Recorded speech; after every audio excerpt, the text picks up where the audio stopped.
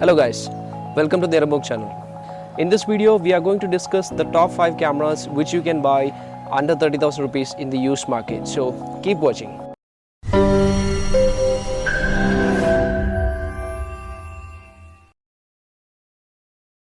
Before we jump into this video, if you're curious as to whether you should buy a used camera or a new camera, you can check out my video on the tips for buying your first camera. I've given the link in the description down below. You can check out the video.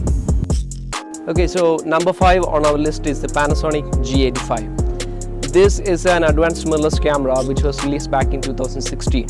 And this is the only camera in the list which offers a sensor shift image stabilization, which is really good for handheld videography as well as photography on a low shutter speed while using handheld. Apart from this, it offers a 16 megapixel micro four thirds sensor.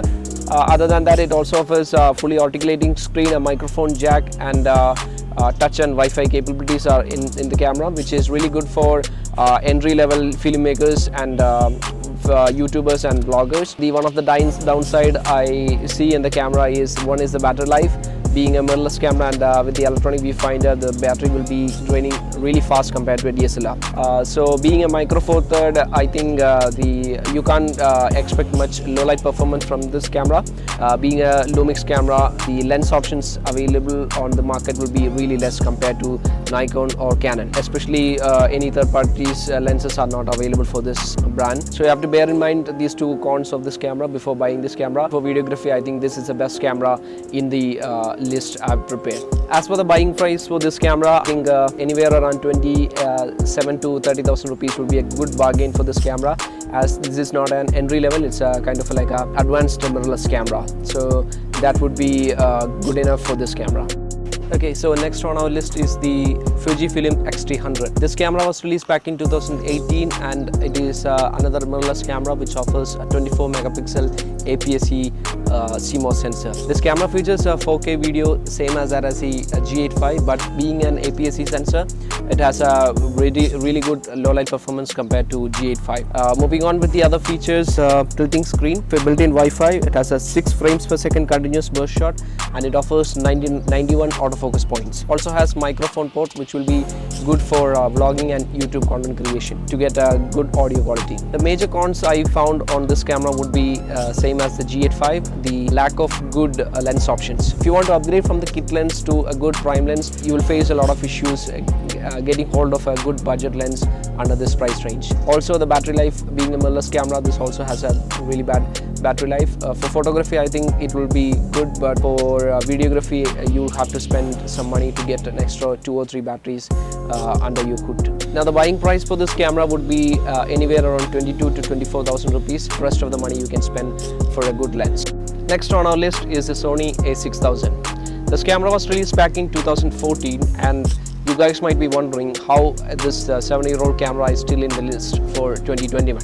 But this camera features a really good autofocus system, that is 179 autofocus points with really good tracking feature on both video purpose as well as photo purpose. So this camera outperform all the competitors in this price range on the autofocus system. This camera features a 24 megapixel CMOS APS-C sensor, and out of all the cameras in the list, this has the highest low light performance or low light capability. It offers a full HD video up to 60 frames per second and it has a tilting screen and Wi-Fi built in on the camera, but it doesn't have a touch screen. So if that is one of the features you are looking for, and then this camera is not for you. The major cons I found on this camera would be the absence of microphone port as well as the build quality. The buying price for this camera I would suggest would be between 22 to 24,000. The rest of the money you can spend on good prime lens, because the kit lens, the 1650, is compared to the other kit lenses out there for the Canon, Nikon or Fujifilm, this kit lens is not up to the mark. You can try buying this camera, buying this lens along with the camera to fully utilize the potential of this camera body. Before we move on to the next camera, if you're new to this channel, please subscribe and press the bell notification so that you can get the latest notification on every video I will be posting. Okay, so next camera on our list is the Nikon D5600. This camera offers really good performance for this price range, as it has a 24 megapixel CMOS APS-C sensor along with the fully articulating screen, microphone jack, Wi-Fi capabilities are there, touch screen. Specifically speaking, this camera should have been the number 1 on the list, but because of the autofocus, this camera is number 2. Reason being, for video and for tracking purposes, the autofocus is not on par with the Canon system. So I put this camera number 2 on the list. And apart from this, I personally prefer the Canon color science than the Nikon. So that's also the second reason why I posted this camera on number 2. Being a Nikon camera, this has a really good lens options are there, and the price range I would recommend would be 28 to 30,000 rupees. So find more money to spend on a good prime lens along with the kit lens. So the camera which tops the list is the Canon 200D. This camera was released in 2017 with a 24 megapixel CMOS sensor, and it offers a full HD video up to 60 frames per second. But the major reason for it to be in the number 1 position is the dual pixel autofocus. The autofocus system is really good for both tracking as well as the video purposes. So any person who's looking to buy for general purpose for videography as well as photography, like hybrid camera for YouTube content creation, then vlogging, you name it, and this camera is really good for you.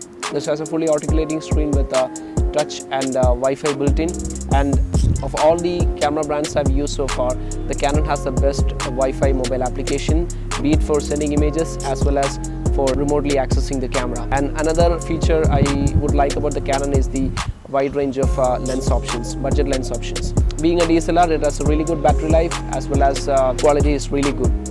It's lightweight also. The buying price I would recommend for this camera is 26,000 to 28,000. And if you have additional money, spend some extra money to get a good prime lens like the 50mm 1.8, which would cost around 4,000 to 5,000 rupees.